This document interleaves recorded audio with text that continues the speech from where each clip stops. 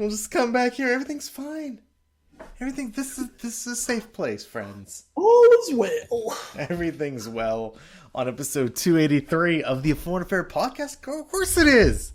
283. Wow. Yeah, I know, right? We're almost at 300. Wow. It's kind of insane. Welcome, everyone, to the podcast. I am Edward Green, joined by my calling crime, Wes Bradshaw. He's back, baby. Just more than we thought. Just in time for international break. Yeah. There we go. I was going to go with the route of, hey, he's more back than WWE, apparently, from what I've heard. That was harsh. We'll get to there. Don't worry, friends. This will be still a good episode. We're going to do things a little bit differently today. We're still going to talk Premier League. Don't worry. We're still going to talk about the teams we normally talk about. But I think aside from one match, we're going to do a little more like team talk, especially heading into the international break. We're going to do a little more team talk for some alert teams in crisis hashtag thing.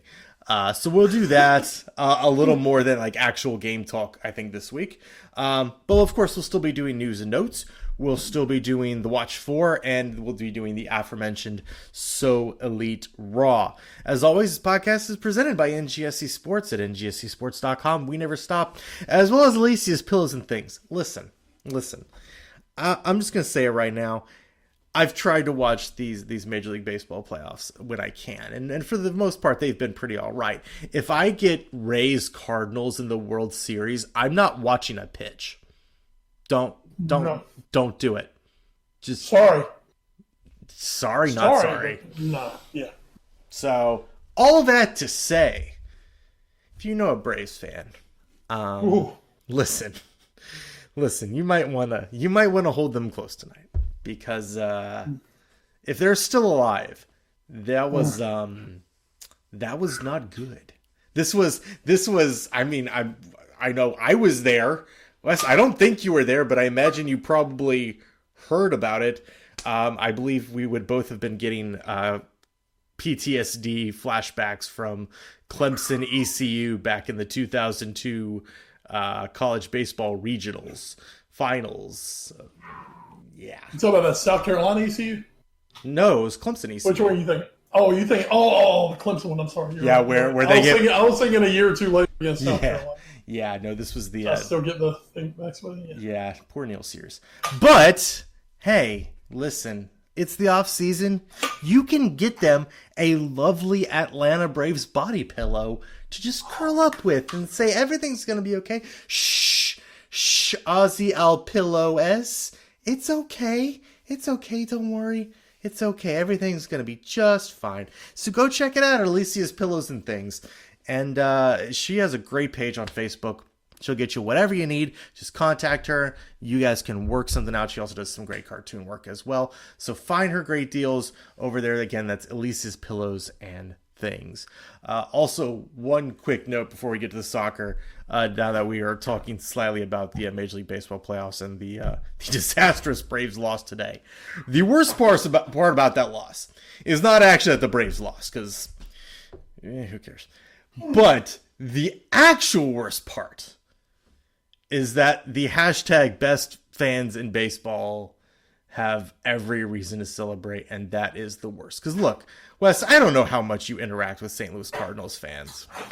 Oh, I have a Cardinals fan in my life. My best friend in the whole world. His little brother is a, not shockingly, kind of obnoxious Cardinals fan. Wow. Yeah. So look, Wes and I are Red Sox fans.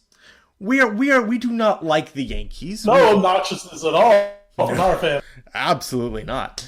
And we hate the Yankees, but I believe that everyone from wherever you are can kind of come together and say that St. Louis Cardinals fans are by and large some of the worst people you'll ever meet in the world. It seems like America, they're so nice and down to earth. No. And we're not talking about them being obnoxious to other people, which they are. No, we're talking about them being obnoxious to their own players. So again, if you want to go find, I forget the exact handle, but it's I think it's something like at best fans in baseball. That is just a compilation of Twitter posts that people have made that are Cardinals fans and telling like their players to go kill themselves and all the sorts of good stuff like that. And oh God, don't even mention how good Mike Trout is at baseball.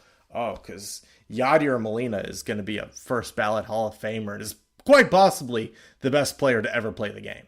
So, whew, it's if nothing else, I will give him the credit of top. I was a big Benji fan back in the day. Yeah, name that Molina. I still think that may be like my favorite Sports Center theme. Like, yeah. Thing of all time. Name that Molina. Yadier! It was a really good bit. It was a genuinely good bit.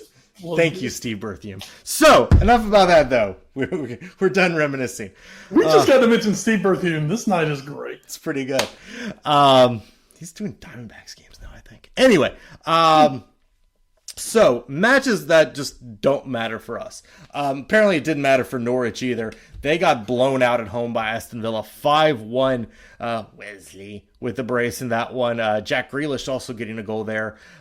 Just pouring it on Norwich City. We told you they might score a lot of goals. They're also probably going to ship a lot, and they shipped quite a few to Aston Villa. Too. You guys watch out, Aston Villa. Some things kind of coming around for Aston Villa. It's happening. Hashtag it's happening. With the who's it? What's the GIF? Who's the dude on the GIF? The it's happening.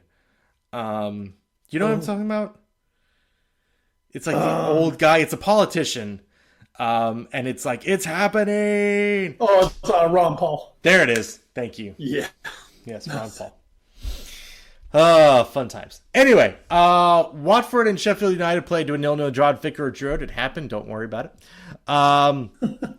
Crystal Palace beat West Ham. West Ham was kind of starting to come around as well, but does suffer a come from ahead loss, I guess I should say, to Crystal Palace at home.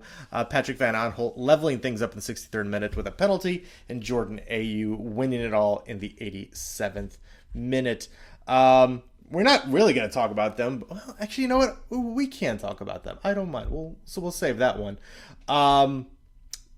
Chelsea punishes Southampton 4-1. We're not going to talk about them because I'm still kind of on the fence of how good they are. And also, I'm kind of mad at them because there's no reason that they should be as good as they actually are while serving a transfer ban. That's not fair. You don't get to be praised and you don't get good players when you're on a transfer ban. Stop. You know what I'm mad about? What's that? Why ain't y'all playing Christian Pulisic? That's true. Y'all supposed to play him for America. We need another think piece on that. We really do. We need to know today, because it's been 2 days. We need to know again why Frank Lampard isn't playing Christian Pulisic. I mean, to hell with your good run of results. To hell with the fact that your young team is playing outstanding football. How dare you not force-feed Christian Pulisic to the mass media, to the mass audience? Seriously. All right. So let's start our team talking, and we'll start it with the actual matches they played, and then we'll talk a little bit more about the teams in general. Let's start kind of briefly, as we wade into these waters, about Everton. They lose 1-0 at Burnley, which, it's not the craziest thing in the world. Plenty of better teams, quite frankly, have gone to Burnley and come away with a 1-0 loss. It happens. Burnley is currently a top-of-the-table team. Everton is currently sitting in the relegation zone in 18th place. Now, it's still early days. This season has been quite topsy-turvy already. But, and as a Liverpool fan, taking absolutely no joy in this whatsoever, but it just seems kind of bizarre in a way, and in another way it doesn't, that this Everton thing, they poached Marco Silva. Let's call it what it was. They poached Marco Silva. They spent a shit ton of money, and the results, quite frankly, haven't been there. So what could Everton possibly do to turn around? Is there a quick fix, or is this just another failed attempt by Everton to become this, I guess, the quote unquote 7th club in England.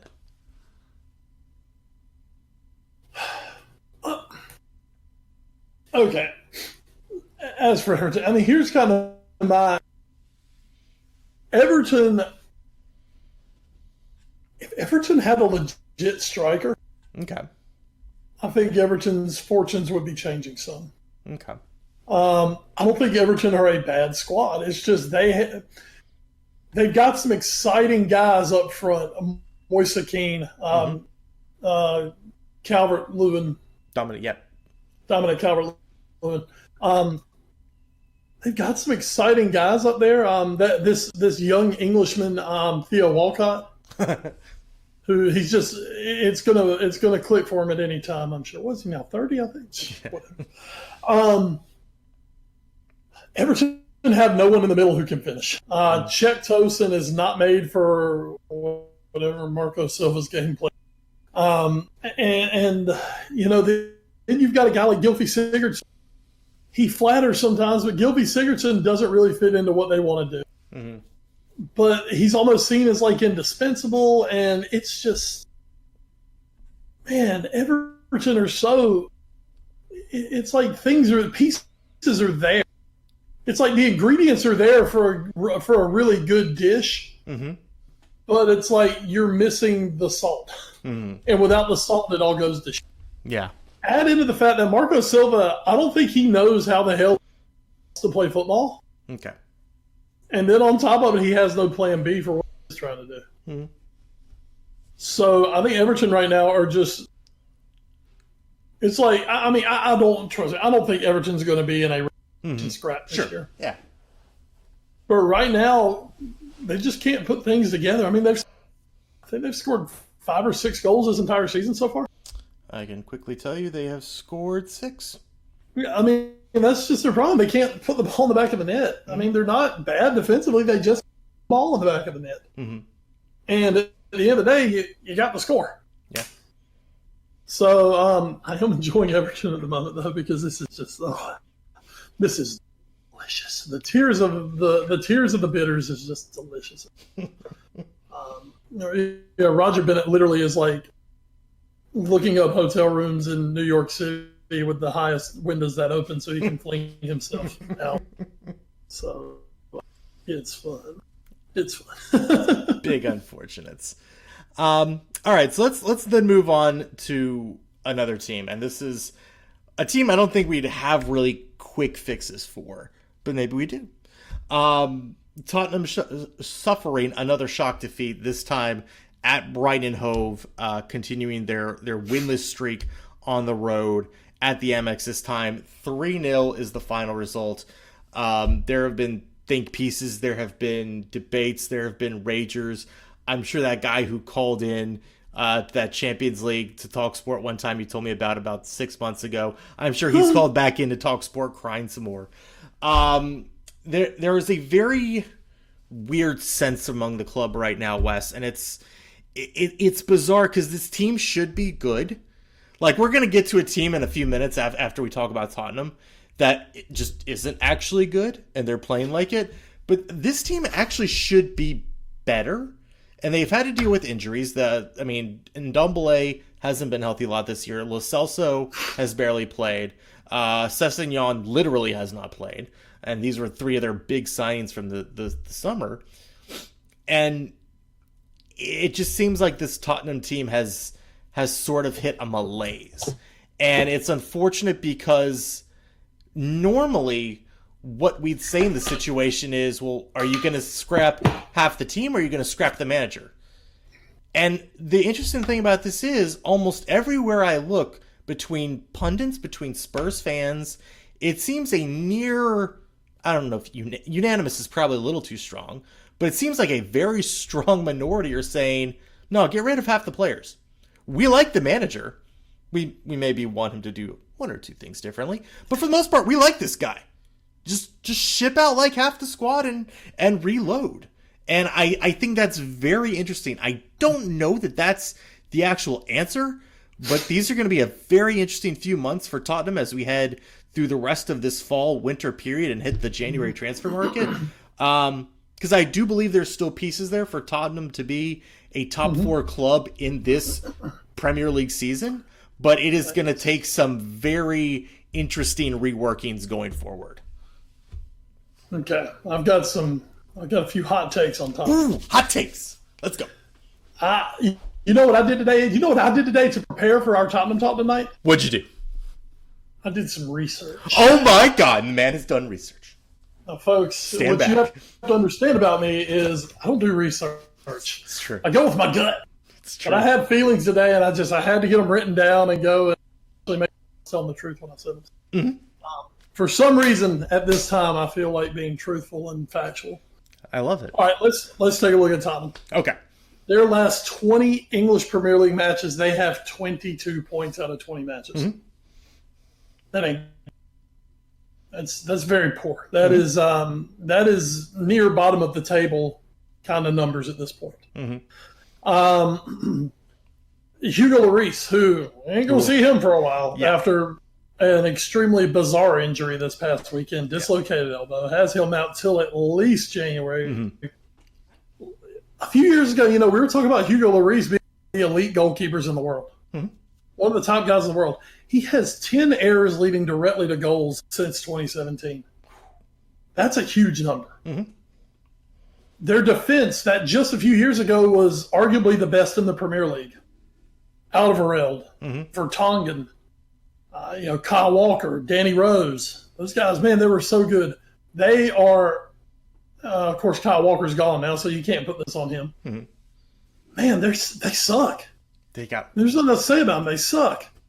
They got old fast. Vertonghen and Alderweireld are on the wrong side of 30 now. They look absolutely sapped of anything. They look like their legs are gone. They're definitely not the players they were 2 years ago.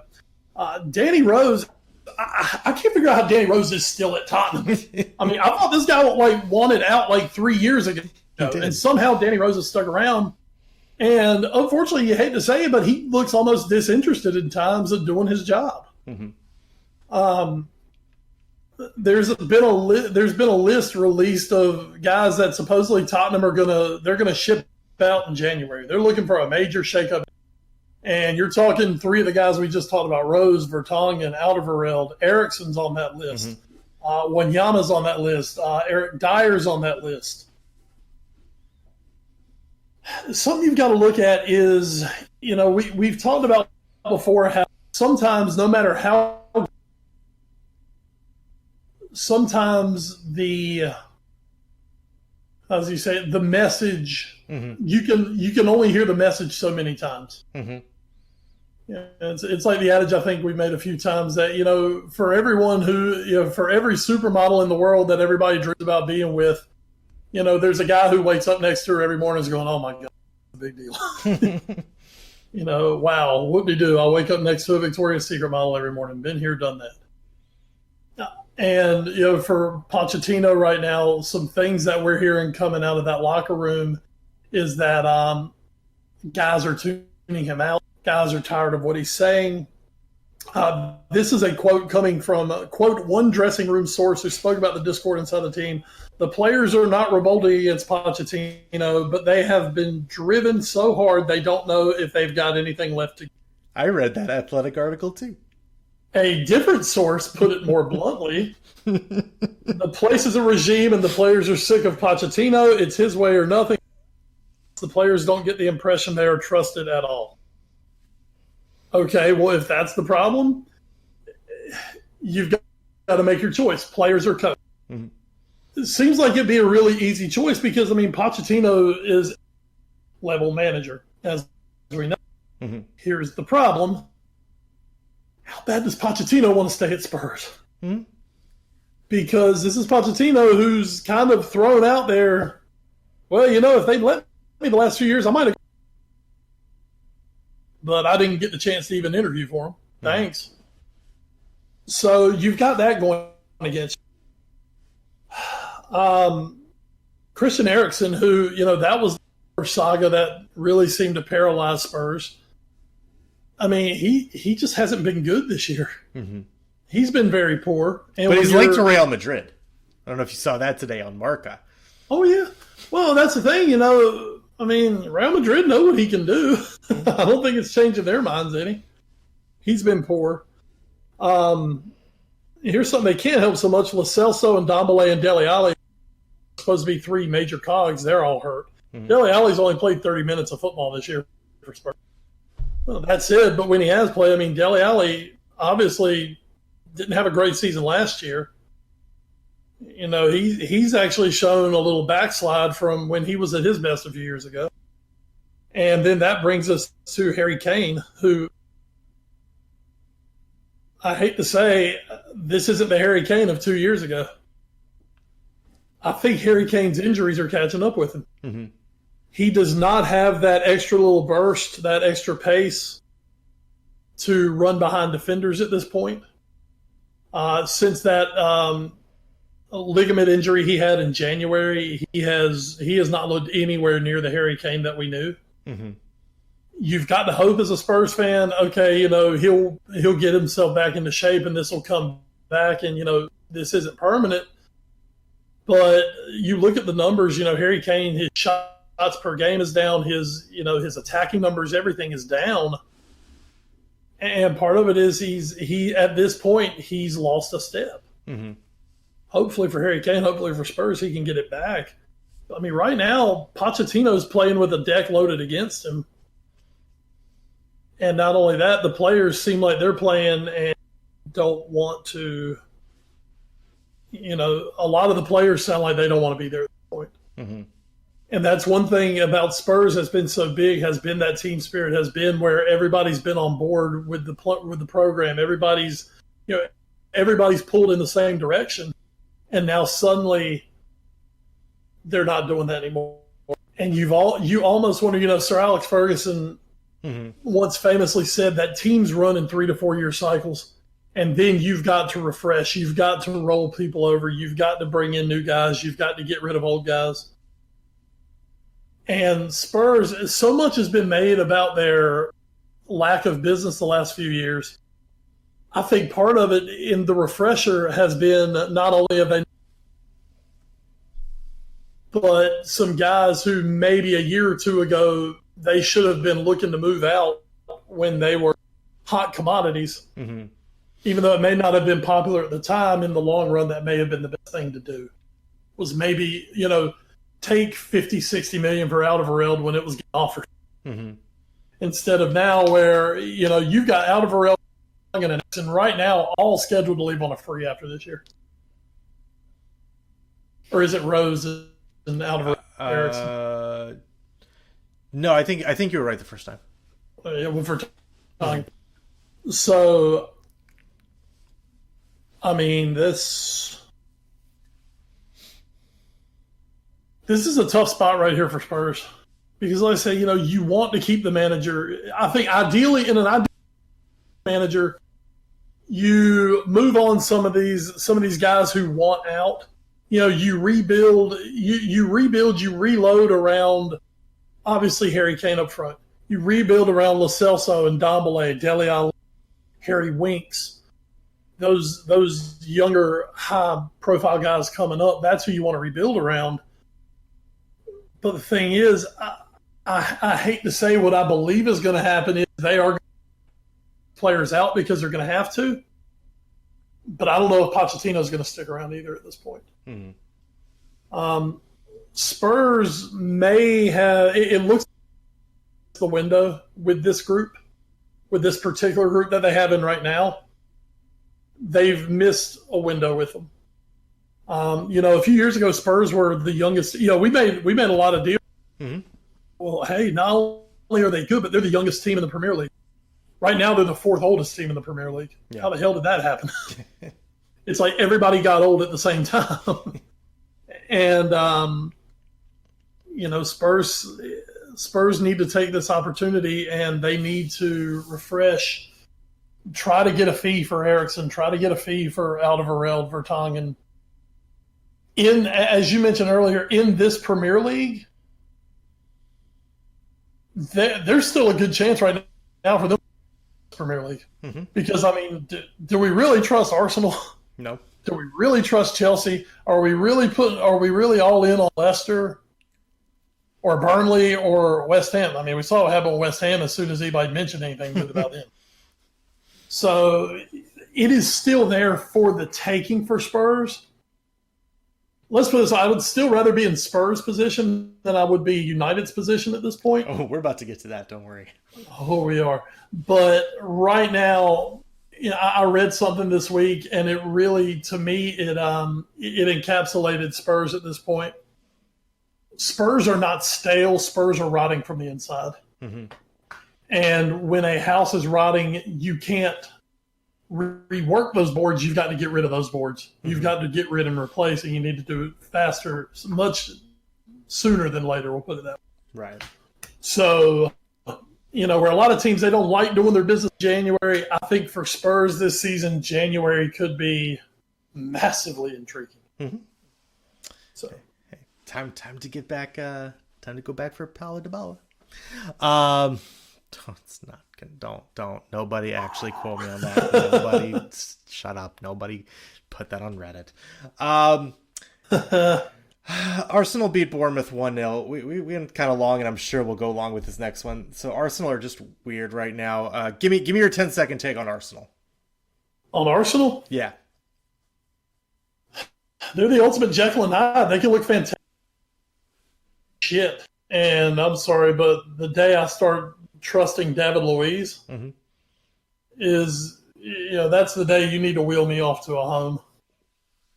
And unfortunately, that's still their best at the back. So it's not, I don't know if it's a sustainable thing in Arsenal. Nope. There you go. So, like I said, let's move on to Manchester United, where they lost in the Battle of the Uniteds to Newcastle. Newcastle desperately needing a win, and they did get one at St. James Park, thanks to Matthew Longstaff's 72nd minute goal, West United started this season so strongly with that 4-0 victory at Chelsea, and it may have been just as the start of Ole Gunnar Solskjaer's reign was a little bit back earlier this year, maybe another false dawn for United as things have gone very, very off the rails here. Currently at just 9 points. They're behind Wolves, who a couple weeks ago hadn't actually won a match this year. Still behind Tottenham, still behind West Ham, Burnley, Palace. And I have to think, I was thinking about, what I would kind of say on this podcast when introducing these parts. We just spent a lot of time talking about Tottenham and how they need to move some pieces. But overall, I think that a lot of those guys you mentioned and that they can build around, guys like Heung-min Son, like Harry Winks, like Ndombele, like Lo Celso. There are pieces there that Spurs can start to rebuild from, especially if, and guys like Lucas Moura that we didn't even talk about. There are definitely pieces there where if they're smart in the purchases and the sellings they do, that they can do a quick reload potentially. There is hope for Spurs if they play their cards right. Because they're Tottenham, they won't. But there is hope there. Daniel Levy will find some way to mess that up. Absolutely. Thanks for the nice stadium, though. It is breathtaking. This United team is bad. Like we said a lot. Like Spurs are old, but blah blah blah blah. This United team is actually just bad. Like there was so much drama about the whole Paul Pogba situation this summer, and look, we've given him a ton of shit on this podcast, but and I think somewhat selfishly we wanted Pogba to move on from United because it would not because it would be better for United, God no, because it would actually be way worse, because as bad as they are with Pogba not there, they would be much worse. Their only win since their opener against Chelsea, shockingly, was at home against Leicester, one of the other upper clubs in this league. But, I mean, they lost to West Ham, they've lost to Palace, and now they've lost to Newcastle. These are all very middling teams this year, depending on how you feel about West Ham. I agree. And now, after this international break, they're going to be hosting Liverpool, and we'll get to Liverpool a little more down the line. But that doesn't seem like it's going to be a win there either. So, Wes, like, we spent a lot of time talking about what Tottenham looked to do. What do United do? I can't even know where to start with this club. What do United do? The obvious answer for United is to introduce their new corporate partner and tell who's going to be the official Manchester United dental floss of Indonesia. Oh, there it is. I mean, that's what you do if you're Man United. You're the Glazers. You make money, baby. Make those fat stacks. Get paid, bitches. Stacks. Get paid, bitches. Go set some world record transfer fees and bring in guys who don't fit what you're doing. Yeah. Manchester United, I mean, here's the deal with United. It all starts at the top and flows just beautifully downhill. It starts with the Glazers, who, for whatever reason, have just, I guess they don't really give a shit about winning. The only thing they care about results is how it increases their bottom line. Mm-hmm. They need to keep a competitive team because, if they're not competitive, then they might lose some corporate sponsorship. But they don't really give a shit about the wins and losses. They don't give a shit about bringing. And then it goes down to the front office. It goes down to Ed Wood, who we've had more fun than just about anybody on this podcast is Ed Woodward. Ed Woodward has no fucking clue what he's doing running a football club as far as putting a product on the field. Mm-hmm.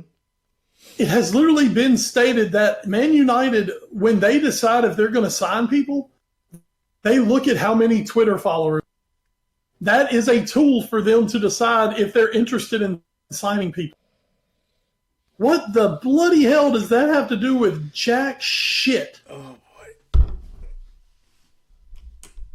It flows down from there. Ole Gunnar Solskjaer, it is an absolute joke that this man is your Premier League manager. I'm sorry, you have that feel-good factor, but it's been absolutely horrible. I think they've won like 2 or 3 matches since that night in Paris. Mm-hmm. When they turn around and then for some inexplicable reason, not known to anyone, they gave him the permanent job when you didn't have to. Yeah. I mean, it's not like Real Madrid or anyone was coming after him in the offseason. Since then, you want to talk about a complete dumpster fire. Since then, that's all Man United has been, is a complete dumpster fire. You look at some of the decisions they made in the offseason. Now don't get me wrong. I understand you maybe Sanchez and Romelu Lukaku. Mm-hmm. Makes sense. They both underachieved in United shirts. But you still need a senior striker somewhere. Yeah. Instead, you're giving it to Marcus Rashford, who's going to be your only senior striker, and he's 21 years old, and he's not a straight-up striker.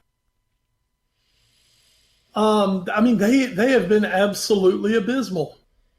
They're basically, Everton down the road. Yeah. It's been an absolute joke. Ole Gunnar Solskjaer talks this great game about, the boys, we're coming together. Oh, we're doing all these things. Oh, did you see the spirit? Oh, did you see this? Did you see that? No, we just watched for 90 minutes. You got your asses whooped. United is a counterattack team that has no other. They have no other bullet in that gun. Mm-hmm. I mean, they're sitting there with a Glock with a 17 bullet magazine, and they've got one stinking bullet in there. And if they miss, they're screwed. And I mean, they are the easiest team right now to game play. You know exactly what Manchester. And then, unfortunately, they don't have the guys to do it well. Injuries have hit them hard. Mm-hmm. Pogba's been out. Wan-Bissaka's missing right now. Mm-hmm. God, I can't even think everybody else they're missing. They're missing about 5 or 6 of their starters right now, though, off of a bad team. They're relying way too. Here's the difference. Chelsea, right now, people were excited for Frank Lampard coming in. Mm-hmm. Lampard had done a really nice job last year at Derby, playing a lot of kids. They had the transfer ban, so there were no great expectations on Chelsea. Lampard's under no pressure, so he can play the kids. Mm-hmm. Well, Solskjaer's under more pressure because you've got a Paul team, and you went and you spent a world record on a defender, and you spent another $50 million on a fullback, and you went out and spent all this money, and you've spent all this money over the past few years to bring in players, and instead you're having to count on Mason Greenwood.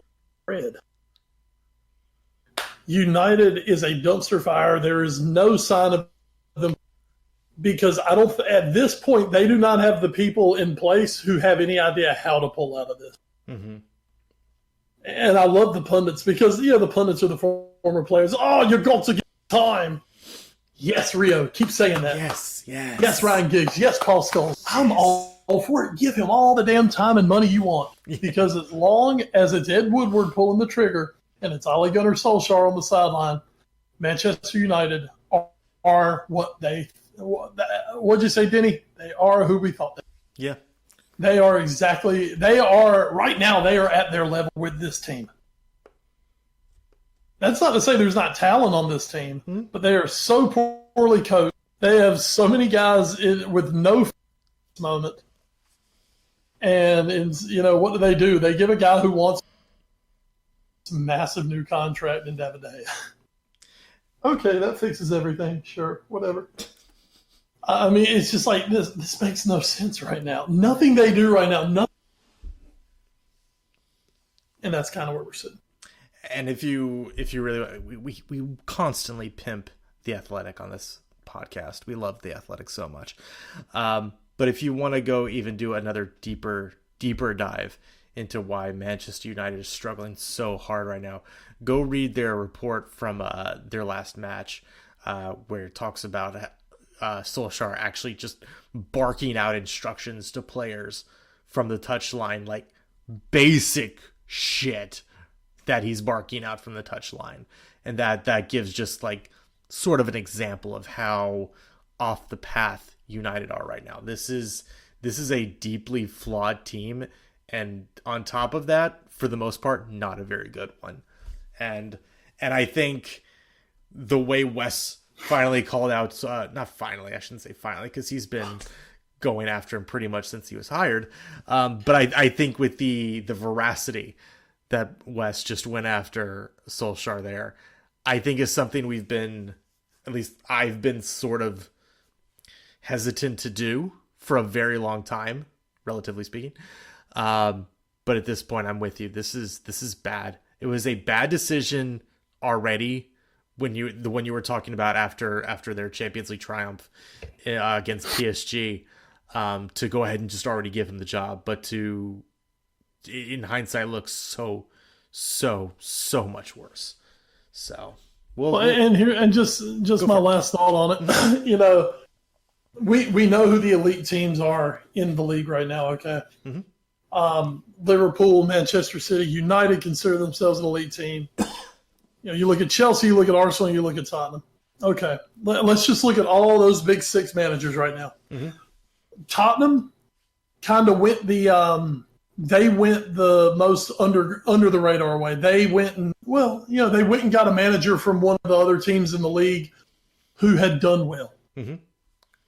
But you know what? That's how you get those good managers. You find guys who succeeded in other places, not had good runs, Marco Silva, but actually gone and put together some success somewhere, and you hire that guy as the next big. Okay, Chelsea are in a weird spot with Frank Lampard. You have the transfer ban. You have maybe the rescinding of funds that's going into there. You've had a rotating door of big name coaches, and you want to change that. So you get a club legend. They're taking a big chance with a young guy like Frank Lampard. But once again, at least Frank Lampard has a little bit of success where he was, and he's English. He understands everything that's going on there in the league. Arsenal are in a rebuild, and they were replacing a guy who had been there forever. that was going to be a brutal job for anybody. I think Arsenal got about as good as they were going to get. Mm-hmm. Liverpool and Manchester City went and got elite managers. You can argue those are the two best managers. I mean, you look at it, you've got the reigning treble champion in Guardiola, you've got the reigning European champion in Klopp. So you argue that if you don't want to say they're the two, easily say they are two of the 5 best managers in the world. Certainly. They are elite managers. Mm-hmm. And then you've got Manchester United, who hired a guy because, well, he used to be a good striker for us. And got a team relegated. He got a team relegated. Exactly. I mean, this guy, got Cardiff freaking relegated. I mean, and then was a mediocre at best manager in where, Sweden or Norway? So. Yeah, one of the Nordic states. I mean, the only reason he's there is because we scored the winner in the 19 Champions League final. We love Ollie. And because his buddies, who are the TV pundits, they said it would be a good hire. You're Manchester United. You're either supposed to be finding the next Mauricio Pochettino, mm-hmm. or you're supposed to be going out and getting one of those top managers in the world. Allegri is begging to come to England. Mm-hmm. Allegri and United look like they are a perfect fit. And oh no, we got Ollie. Okay. I mean, so United, they are what they are because, you can be the best looking. You can be the best looking. Are you trying to get up with the head cheerleader, or are you trying to get up with the, drunk, skank? And basically, Ollie's a drunk skank. There you go. Oh, there we go. Okay, I'm all over the place. I'm all over the place tonight, folks. But fantastic. What it is? Well, let's take a very as we steer the car back on the tracks.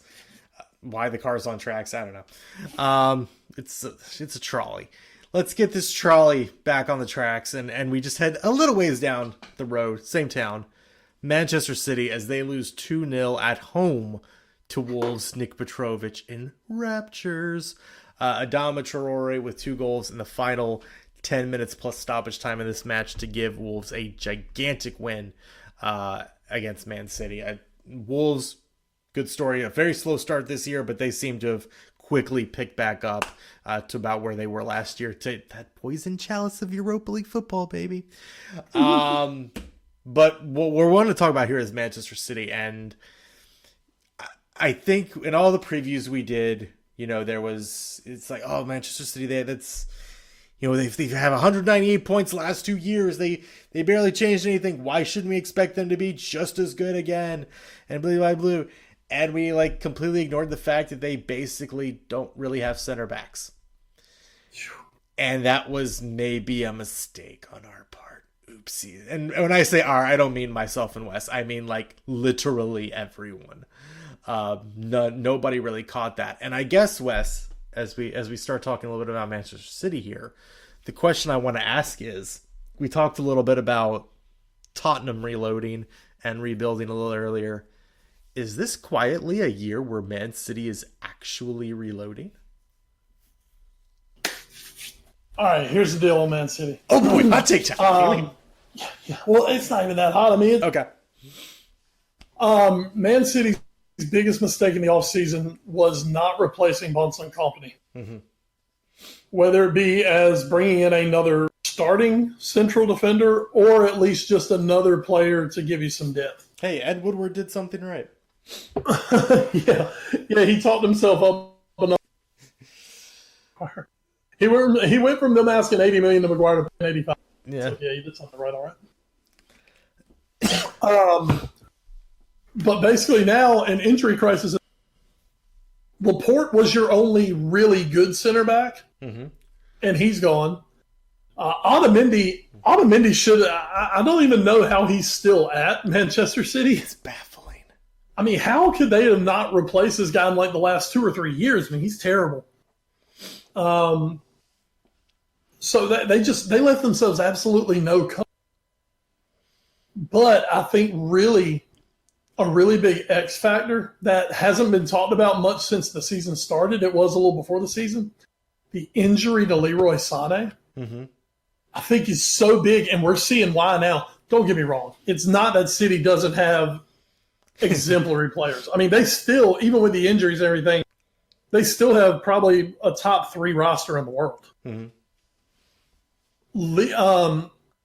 But, when you start looking at guys like, Silva and Silva, De Bruyne, Sterling, Aguero, Mahrez, that group that is so good up front, that group plays a certain way. And what we saw from Wolves and from what we've seen some from City is if you can slow City down and not get blown away and you can frustrate City, they are there to be scored upon. That's what we saw Wolves do.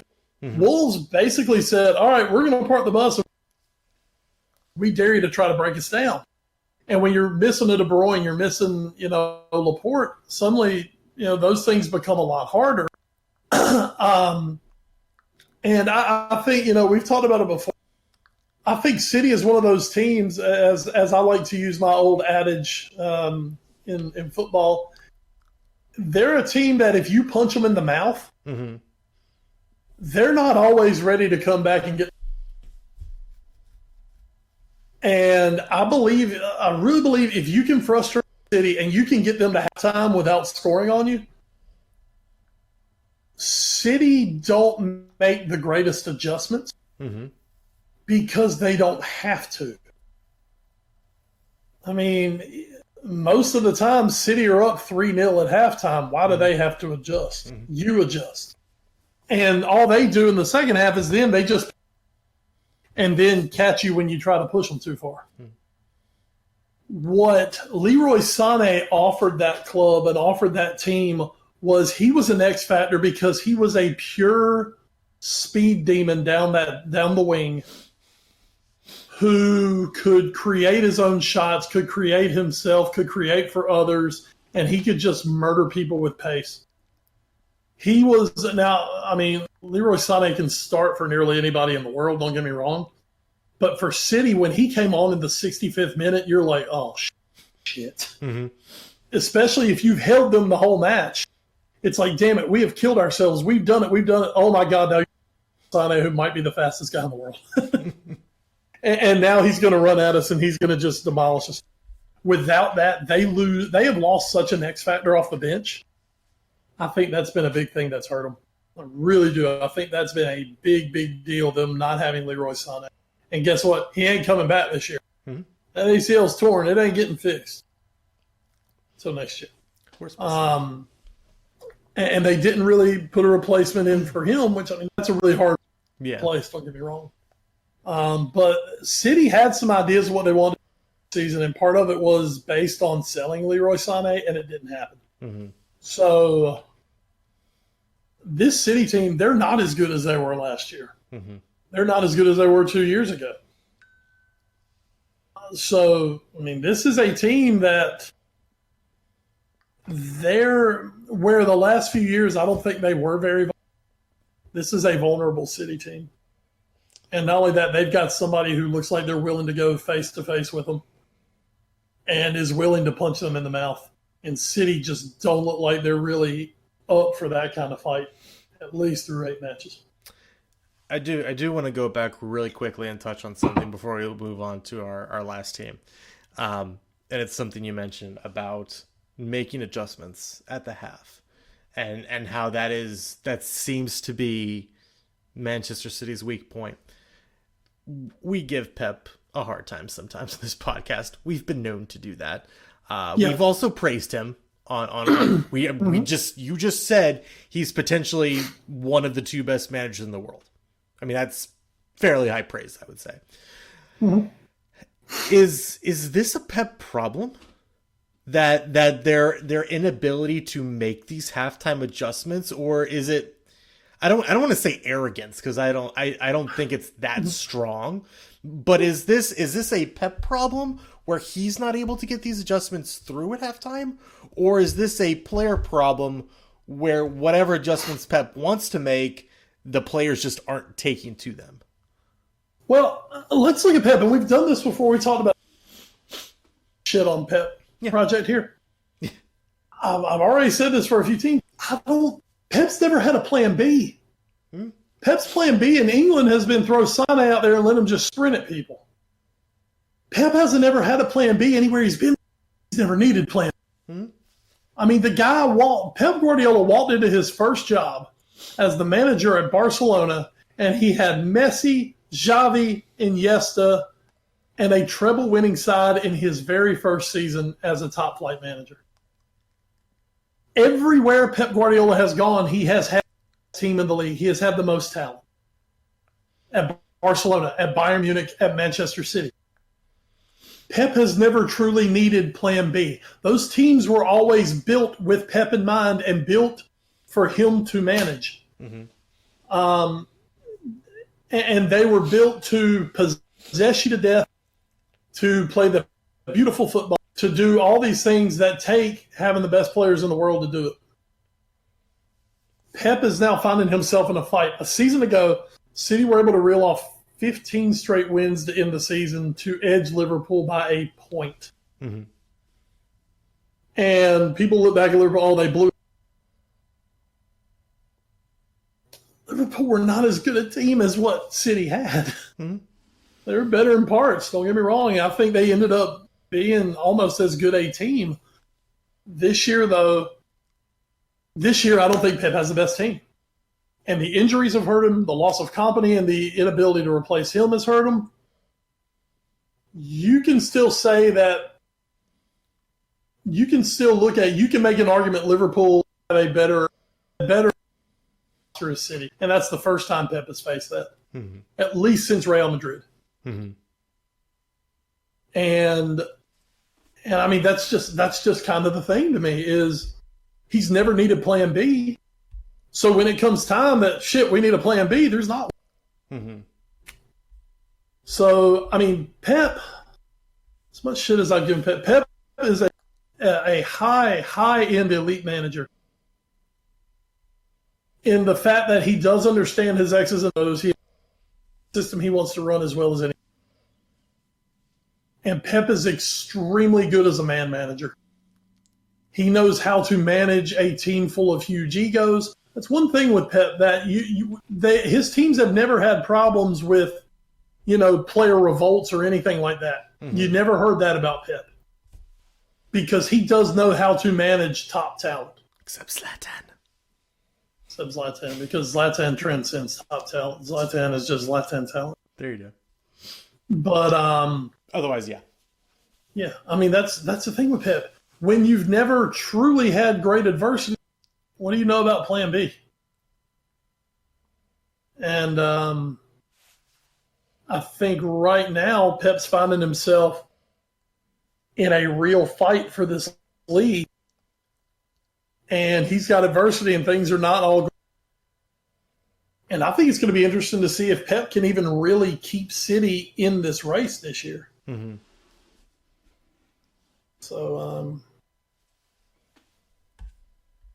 yeah. With that, then let's move on from there into that race that is quickly becoming not a race because, well, to paraphrase the Cloud9 Twitter account, which is the crusher of dreams, I think we can say congratulations to Liverpool upon winning the 2019-2020 Premier League. There's absolutely no way they could blow an 8-point lead after 8 matches and a perfect start to the season. Literally 0 way. So now they are living a somewhat charmed life. As good a team as they are, they have also hit their share of fortunate moments the last couple seasons, and late miracles.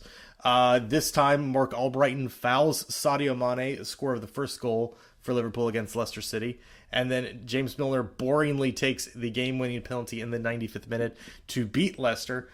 James Maddison with the equalizer in the 80th for Leicester in this one.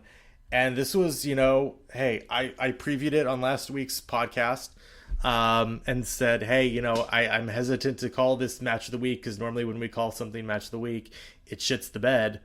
This one didn't. So good for that. But Wes, despite my tongue-in-cheekness, I have to wonder, is this season over? Not at this moment. Here's my thinking of it. Come back from the international break. 6 weeks ago, you were going, holy shit, what a damn run Liverpool's got coming up. They got United. They got Tottenham. Then they got somebody in City. I can't remember who else is. Oh, man.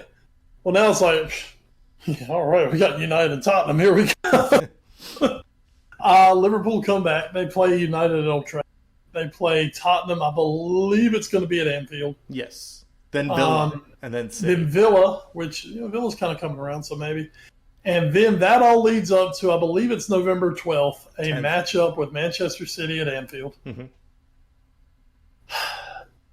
If Liverpool continue this winning run going into that match, that could be a title. That could be a title determining match that day. Yeah.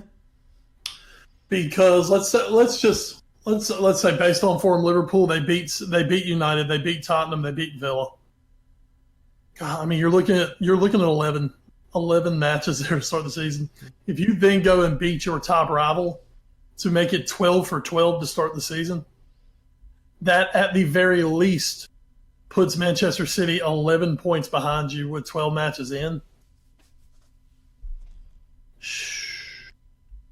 That is going to be extremely hard to overcome. Mm-hmm. What I think a lot of people, everybody wants to cheer in January. Yeah, we did.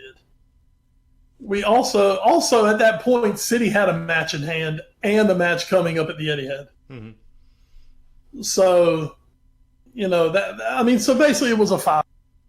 They say 8 points. It was a 5-point. So, yes, Liverpool did lose it last season. That said, I think this is a different Liverpool team, and I think it's a different City team. Yeah. That's the thing, too. Now, City is still a team that can reel off 10 straight wins, don't get me wrong. But I just, last year, Jurgen Klopp called Liverpool the mentality. And I think that claim is holding up right now. Liverpool are finding ways to win these matches where normally most teams are getting a point, or you're finding a way for things not to go right. Call it luck, call it what you want. I believe in making your own luck. Liverpool are a team at the very top of who play like a team who are fighting against relegation at the end of the season. Liverpool will play all 90 minutes plus. And not every team can say that. And you've seen it where late in matches we've been able to make things happen because guys have put themselves in the right position for things to happen. And when you put yourself in a position, that means there's a chance that something can go your way. And Liverpool have gotten some breaks and some things have gone their way this season. But this is a team that at this point it's going to take a Herculean effort to beat Liverpool. Maybe not take a point off of them, but to beat Liverpool right now is going to take a massive effort from somebody. Or just have them go up 3-0 and then hope they switch off in the second half. Yeah. Well, here's the thing. Luckily, that's happened, and they found a way to win. Yeah. So now, if that starts to happen, Klopp can look at them and say, okay, assholes, we no switch off today. And hopefully it snaps them out, And it has, as a Liverpool fan, man, it has been an incredible ride. Liverpool up to, I believe, 17 consecutive victories now in the Premier League. If we beat United at Old Trafford, that ties the record for most consecutive wins in the Premier League that City set just a couple of years ago. That Chelsea set the year before that. It's time to break all these records. And, they could be looking at the Tottenham match as the one to set the all-time record. And it's just been an incredible run. Real quick before we move away from this, there is, of course, Mohamed Salah did suffer an injury in the match. He is doubtful for the Manchester United match coming in a couple weeks. Good thing is he does miss international break, so that's always fun. But any more word on Salah's injury before we move on? Hoping at this point that he will be fit for United. He had already gotten a pass to not go on Egypt duty as it was here in the internet. Mm-hmm. So with this, that does give him that extra week to hopefully be ready to go for Man United. Okay. But hoping it doesn't sound like it was a injury, so he got lucky and avoided. All right. Well, we will see if he does take the field next Sunday, October 20th, for the only match of the day. Real quick. That will be your quote unquote match of the weekend, I guess. Crystal Palace will be taking on Manchester City at Selhurst Park on that Saturday. That's your 12:30 match. That one will be pretty big as well. And again, United versus Liverpool is the only match on Sunday, October 20th. Arsenal versus Sheffield United. Hey, Sheffield got a chance for a big one there. That'll be the Monday Night Football match, but we'll talk about that more next week. Before we head into the national break, a look at the table. Liverpool again are on top, perfect 24 points.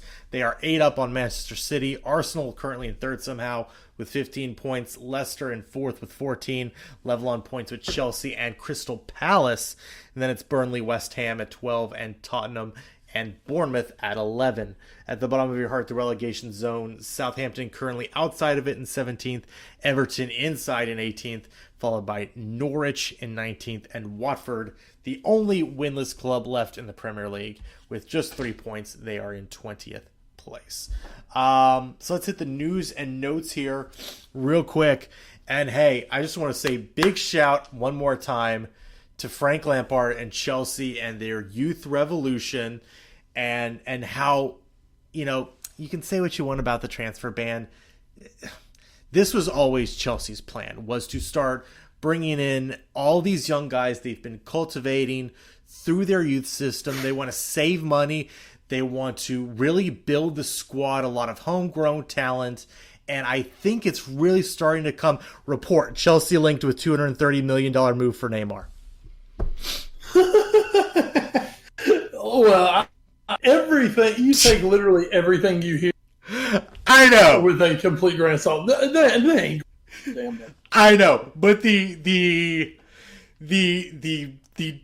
timing's impeccable. The timing is impeccable, and the what's the word I'm looking for? Not the difference, but the difference in optics, I guess. From, oh yeah, Chelsea's a reform club, they're doing the youth movement, blah, blah, blah, no money's coming in, so we're just doing it. And then all of a sudden you see something like this, no matter how true it is. And I'm kind of with you, I think it's kind of bullshit.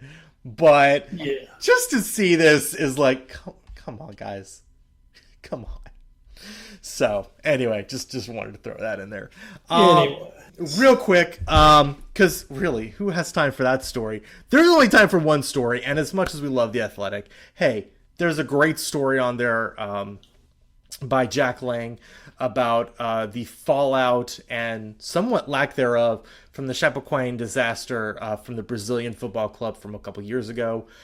Go check that out. That is a great read, and people still looking for answers from that disaster.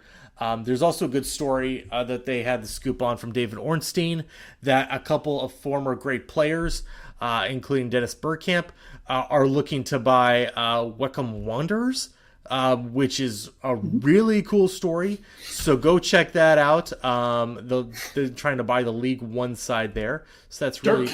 It's like 4 former Dutch guys, Dirk Kuyt, Bergkamp, a couple other guys, one of those. Another story we were going to talk about is, hey, Jill Ellis, because we got to get a women's national team story there. Jill Ellis, congratulations. She is done. Her time as manager of the U.S. women's national team is over. She unfortunately goes out with a draw, but a win in the previous match does help her pass the former and late women's national team coach Tony DiCicco for the most wins in the history of the U.S. women's national team with 106. Congratulations, Jill Ellis. I also saw her with Arlo White getting a Lifetime Achievement Award. So big ups to Jill Ellis. But Wes, all this pales in comparison to the story that sent shockwaves throughout the world that came through this morning. Not playing Christian Pulisic. I hadn't heard that one yet. No, That's right, folks. The reason we're here, the reason that we've been waiting for this story for 5 years. It's true.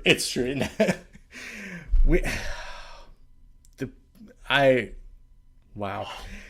Colleen Rooney accuses Rebecca Vardy's Instagram account of leaking stories to the papers. This particular one comes from the Evening Standard, and it is absolutely wonderful. So basically, Colleen Rooney apparently thought that... And I think this is the time to use one of our favorite words.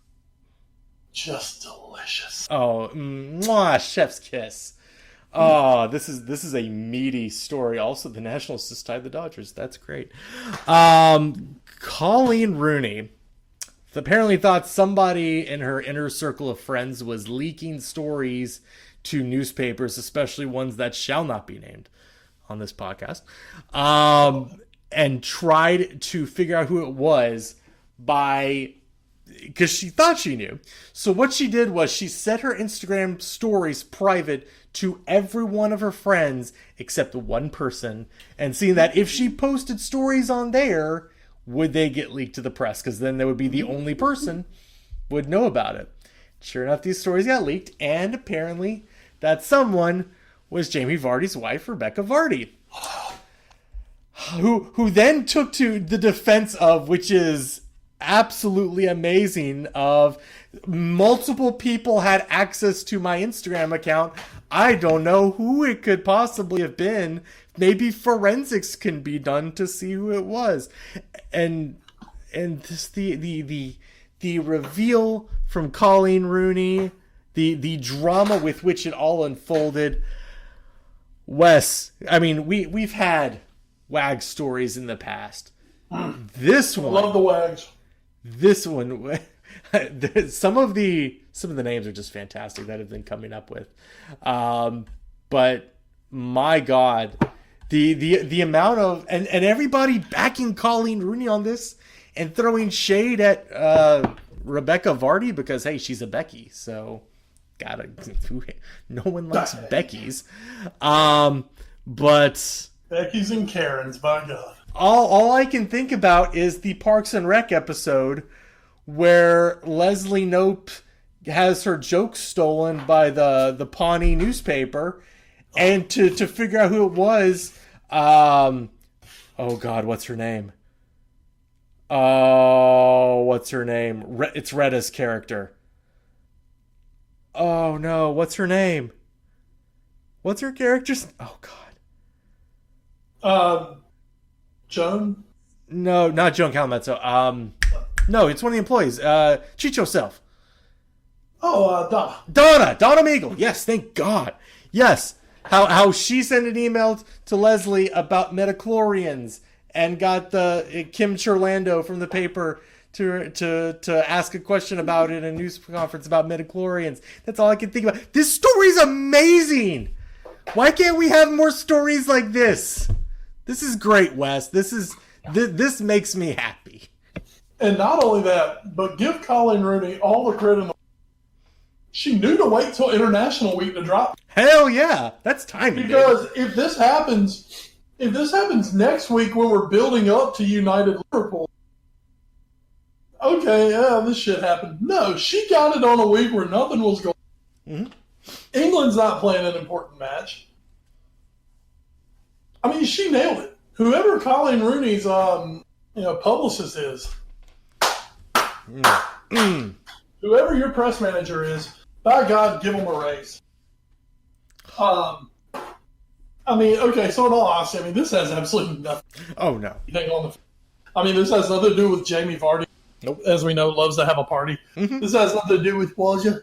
This has nothing to do with that. But this is just, I mean, it is It is absolutely wonderful that that this level of pettiness is getting worldwide attention. Oh my god, it blew up. I'm shocked how hard this blew up. When I go into work in the morning one of the first things I do is just catch up on what I missed on my Twitter timeline, and this is what I'm like, why is Colleen Rooney on my timeline? What is going on? And then which leads me to the search. It's like what has Wayne done now? Yeah, what does Colleen Rooney have to forgive Wayne for now? And what does she have on him this time? Yeah. No, it's like, wait a minute, Waza didn't do anything for. Which makes you think, like, with all of the things that Rooney's done in the past, you know, with her being this good of a detective, maybe she's played her cards with him too. Maybe we have this picture. We have this picture of her being the dutiful wife who is standing by her man through all these hardships. Nah, she did something. She did. Oh something. no. Yeah, we know she's caught Wayne doing shit. Ooh. I mean that's been out there before. We know shit. So. Oh my god. Oh, Colleen. Yeah, Waza had nothing on her. He couldn't mess with this chick. Oh, Colleen, you're the best. You're the best. Thanks for spicing up this international break. You are a treasure. Thank you. Your husband, we care nothing about. Yes, you can come on our show. Rock. Let's get to Steppin, Becky. So with that, from what is the makings of reality TV drama to actual TV, Wes, what are you watching in the week that was and the week that will be as we enter Watch 4? Literally. Well, I've continued my Breaking Bad. I'm about halfway through season 4. Okay. So I'm getting there, man. El Camino comes out soon, and I'm going to be watching it on Netflix. On top of that, I introduced my daughter to the original Addams Family movie this past weekend. She wants to go see the cartoon movie, which starts this week. So I was like, well, you need to watch the actual movie first. It was a little disturbing how many times I had to look at things that she couldn't do to her brother. Yeah. So, in which she kind of had this evil little cackle and grin on her face. So that was a little disconcerting at times, but that was a fun little family movie for me and the little princess. Really, folks. Other than that, I was literally making the comment tonight to my shit this fall. I haven't watched any fall TV so far. The only show I've been watching at all has been Breaking Bad. I've got so much stuff to catch up on. And I hope to do it. I'm planning to go see Joker next week. Mm-hmm. Okay. So maybe I'll have a little something on that for next week's Watch 4. But folks, right now, if you don't want to watch, episodic television, God, baseball playoffs are on. We have 3 Game 5s in the championship series. Mm-hmm. As Edward said earlier, it's been good. Just don't give us Cardinals Rays. Yeah, don't do it. I don't want that. So, kind of go Houston. And as you said, right now the Nats and the Dodgers. God, how sweet would it be to see the Dodgers out? Oh my God. But that's going on. College football's full swing. LSU Florida's this weekend. It don't get no better, man. This is a great time of the year. You've got like the Premier League swing, baseball playoffs, college football's in full tilt. The other sports are doing their things. The sports we don't talk about. Yeah. So, I mean, enjoy the weather and catch you some good shit on TV, man. There you go. I have been checking out, obviously, The Good Place and Superstore, which I've talked about a lot. Finally got around tonight to watching the first 2 episodes of Sunnyside, which is, once again, from the person who created Parks and Rec and Brooklyn Nine-Nine and The Good Place, Michael Schur. This also features Cal Penn. Yes, the guy from the White Castle movies. Harold and Kumar. So he was Kumar. He was Kumar. That's very true. He's good in this show. I want it to grow on me a little bit, but so far it reminds me a lot of Community. I don't know if it's gonna hit those absurd levels that Community was able to do. I don't know if we're ever gonna get a paintball episode of this show. But it reminds me, in the general premise, it reminds me of an updated version of Community. So we'll see where it goes after these first couple episodes. It could be sort of one note, or it could be really good. We'll have to see. But again, Michael Schur, great track record, so I'm willing to give it a chance. What has not had the best of track records lately, though, Wes, is the WWE. Man, what I tell you folks at home, what I tell you, when AEW starts, I'm gonna get myself back in, and I've held to my promise. Mm-hmm. I mean, I'm watching the replay of AEW right now from tonight. I have figured out that AEW, they play 10, so I can actually watch NXT at 8 and then come right back and pick up that night's AEW show. Ooh. So that's pretty cool. This past weekend, I watched my first paper actually of the year. I haven't watched WrestleMania or this year or SummerSlam. I didn't watch any of them. Wow. I didn't watch any of them. But I watched Hell in a Cell this past weekend. And for the most part, I was happy with it. I thought it was a good show. I thought it had some stuff in it. And then we got to the main event, which I was actually really looking forward to, man. Mm-hmm. They've reinvented Bray Wyatt. He's the Fiend, Bray Wyatt. Mm.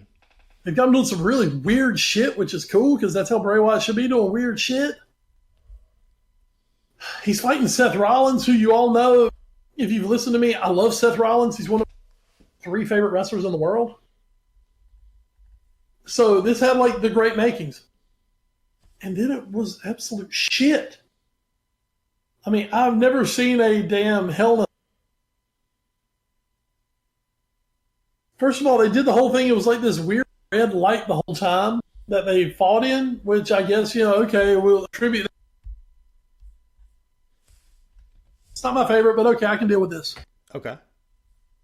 Well, then it got to a point where they turned it into just, how much abuse can Bray Wyatt take without dying? Oof. And it was like, okay, this is getting a little ridiculous right now. And then we got to a point, now let me just remind, this was Hell in a Cell. This was in the cell. Now, every Hell in a Cell match I've ever seen, there are no disqualifications in Hell in a Cell. That's part of being in the cell. Anything goes. Well, Seth Rollins pulls out a sledgehammer and is threatening to hit Bray Wyatt. The ref is like, no. Well, then he turns around and hits Bray Wyatt with the sledgehammer, and they immediately disqualify him. And it's like, wait a damn minute. Did y'all forget the rules of your own? I mean, we've been watching this match for like 20 years. No one's ever been disqualified. Triple H has used the freaking hammer and never a word said. And tonight, that in the freaking disqualification. I mean, man, people were livid. People in the crowd. I mean, you got a bullshit chant afterwards. There was a really big AEW chant. Could not have made anyone. And I mean, they just had to sit there and take it, man, because that's what they done. That's what they had done, man. They gave us this match, which promised so much and just so under-delivered it. Terrible. Just terrible. Brock Lesnar's been back some recently. That's been pretty.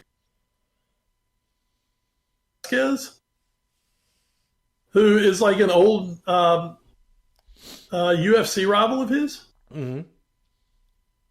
Velasquez, I can't remember. But anyway, he actually beat Brock Lesnar in UFC. So that's like got people talking, and I mean, it's cool. It's what's up. I'm down. SmackDown debuted on Friday night this past week. That was pretty cool. I watched about the first half of that before I had to go.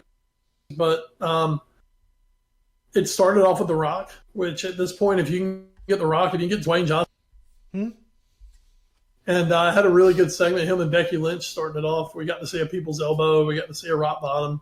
We got to say, "Do you smell what the Rock is cooking?" You know, we got all the good Rock catchphrases. So that was fun. And SmackDown looks like it's going to be a good show.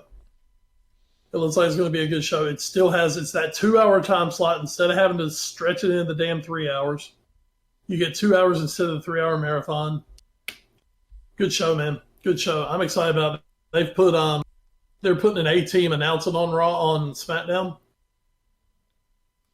And as I said, man, it's on Fox on Friday, prime time on a major network. So we'll see what WWE can do with it. But AEW tonight, watch it right now. We've got a main event. It's Hangman Page and Dustin Rhodes, formerly known as Goldust, taking on Chris Jericho and this Guevara kid who fought Cody Rhodes last week. This has been a good match. I've been watching. Still got, I'd say, a good 10 minutes left of it. But we have established kind of our first heel faction in AEW. I believe they're called all revolving around Chris Jericho, which is fun because Jericho's the man. As we know, Chris Jericho's just the man. It's true. Fozzy. So let's keep watching, folks. Let's see what's going to happen. WWE has been better lately. They just laid a freaking stinker on that pay-per-view. That's it. I'm going to give them a fair chance. And I think we all want we need our weekly update now on our good friend of 7 hours of WWE television. NXT is a 2-hour show now too. So, God, 7 hours of WWE, and then if you get a pay 10 to 11 hours. How have you been enjoying when you have been partaking in WWE Raw? How have you been enjoying the stylings of one Dio Madden, a.k.a. Great Black Otaku, a.k.a. Brendan Williams? I saw him pop up the other night, and it's like, I was like, oh. Paid a lot of attention to the Raw announce team recently. I know it's changed with SmackDown. And then they went to the booth, and I was like, Dio Madden Williams. Man, that's Great Black Otaku. I'm like, oh, okay, he's got a new name. Good for him. I like him. I like him on there because he does kind of remind me of Corey Graves, as in they're like that.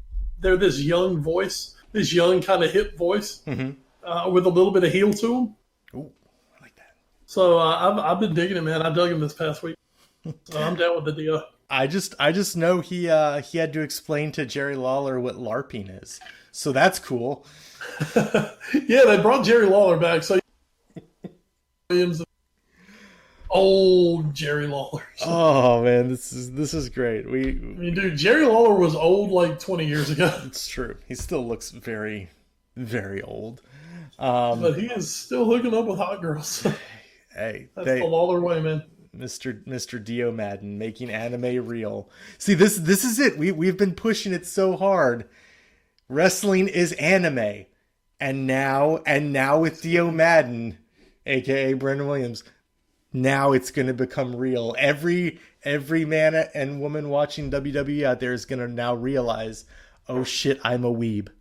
I am a huge giant weeb for liking this Western wrestling anime and watching it every week.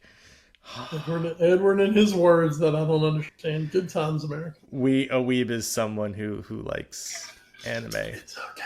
It's okay. You don't have to tell me. It's okay. You are already one of them. It's okay. Oh, okay. So with that is going to do it for this episode of the Foreign Affair Podcast. Big thanks as always to our presenters, including NGSC Sports, as well as Alicia's Pills and Things. You can find them on the social media, as well as us on Twitter as a collective. We are at AFA Pod. Wes, you are? I'm at Wes Bradshaw 21. I am at Edward Green. You can also find us on Facebook, Instagram, and YouTube via our parent show, The All New Sports Show. You can email us at allnewsportshow@gmail.com. Thanks to our podcast providers, including Podbean.com, Stitcher, Spreaker, iHeartRadio, the TuneIn Radio app, Google Play Music, and the iTunes Music Store. So we will be back next week. We'll talk about something during that. Hey, nobody saw this Colleen Rebecca Vardy story coming, so I'm sure something will happen between now and next Wednesday. We need a whack I want them to square off in a celebrity boxing match now. Oh, well, I mean, Rebecca Vardy was on some celebrity show over there in England, so hey, I'm sure she would love that.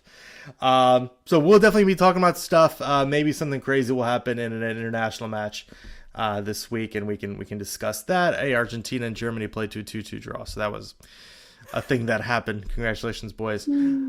Exactly. So we'll be back next week. Until then, though, before we leave tonight, Wes, anything else you'd like to add? I always talk a little high school football here at the end and kick off conference season. Ed, I'm already halfway through this high school football season. Oh, my God. But you know what? Outside, it finally feels like high school football season, which is great. We're going to be doing Fike and Southern Nash this week. Fike going to be dedicating a statue to the late legendary coach Henry Trevathan. 3 state titles at Fike back in the late 1960s. Was one of the architects of the back-to-back state titles that Rocky Mount won in 62-63. So the man was a legend season football. So that's where I'll be Friday night. As far as my college football, East Carolina, we stink. Miami, they might stink more. Georgia's really freaking good, though. So hey, go Dogs! This is the year Georgia does it, boys. We'll see. But, yeah, folks, check out your football and check out your football. As always. All of the above. Real quick before we get out of here, because this just came through on my RSS feed, and it ties back into, I think this is going to make the pod, about how bad, because this was during the ad read, how bad St. Louis Cardinals fans are.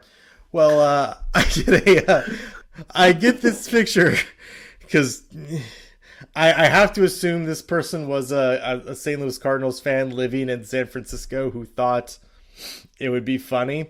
I will simply read this headline from you. This comes from Awful Announcing. Bay Area Fox affiliate KTVU displays a racist graphic in Atlanta's loss to Cardinals. And you see a picture of someone took of their TV of the Cardinals players celebrating, and the graphic reads, Braves scalped. Oh, Jesus Christ. My dudes. Like, why? Come on. Literally all you had to say was Braves eliminated, or Braves stunned, or Braves shocked. That's even a word that starts with SC. Or no, wait, that's SH? How do you spell shocked? SH. SH, okay. It starts with an S. Oh. Could have done it, but no. So keep being the best fans in baseball, even if that was in San Francisco or the Bay Area and not actually St. Louis. It was probably St. Louis fans. So keep being the best fans in baseball, even though you have a pitcher on your own team who is actually Native American. Oh, and apparently now it's racist to do the tomahawk. I mean, it always kind of was. So on that note, so much fun in the 90s, though, wasn't it? It was when they were almost winning the World Series all those times on a yearly basis. Yeah. Oh, poor Hannah. Oh. So, Hannah, how about those Falcons? So, sorry, Greg Maddux. Oh God, poor Greg Maddux. Sorry to bring up tough memories. So for McCullen Crime, Wes Bradshaw, as the Dodgers and Nationals are in the 9th. I am Edward Green. Thank you so much for joining us here on the A Foreign Affair podcast. And until next time, everyone, stay safe, enjoy the football, and do not leak stories to the newspaper from your friends' Instagram accounts. Good night, Colleen. We love you, lass. Yeah. Mwah. Oh, beautiful. Just leave Wayne. Come to the sports show. Yeah, absolutely. Hey, you can be our third member. If you're going to do this kind of investigative research on a daily, Hell boy. Yeah. Hell yeah. She's going to be a cop with me. There you go. That's easy peasy.